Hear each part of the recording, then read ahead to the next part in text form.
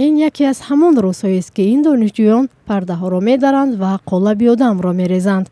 آن را می‌شود مخفیانه هم گفت، زیرا از این 4 دیوار چیزهایی هستند که نباید آشکار شوند.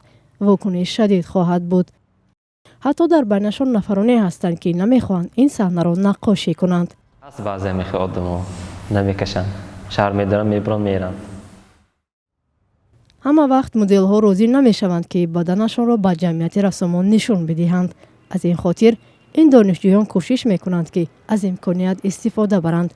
این یک بخش مهمی کارشان است.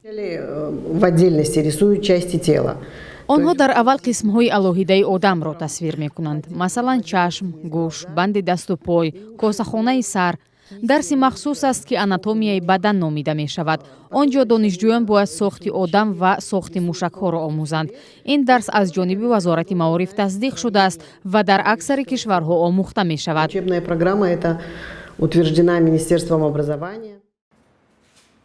برای این قهرمان ما که نخواست نامش آشکار شود، سیمون شینی یا مدل کاری معمولی است. طی 3 سال اخیر او از این کسب نام می‌یابد، اما نمی‌خواهد که دیگران از کسبش آگاه باشند. به هر حال ما در تاجیکستان زندگی می‌کنیم. اینجا بدن اوریان را تصویر کردن ممنوع است. خدای نکرده رسم‌های شما در اینترنت راه یابند. در تمام کشور شرمنده می‌شوید. با اعتقاد او هرچند پیشش احتیاطکاری را طلب می‌کند، ولی به این باور است که کسبش یک بخش مهم صنعت تصویری است. نفرانی هستند که این را نمی‌فهمند. نمی‌دانند که این چیز زیبایی است، صنعت است، عشق به صنعت است. تصویر بدن عنعنه نو نیست و از دوران قدیم همچون نمونه آثار زیبای هنر پذیرفته شده است. اما متخصصان میگویند در جامعه سنتی بیشتر نفران این را قبول ندارند و در اکثر حال رسامان را برای کشیدن این گونه تصویرها محکوم میکنند. همه ما نفران زنده ایم و امکان بیمار شدن را داریم. به نزد طبیبان می رویم.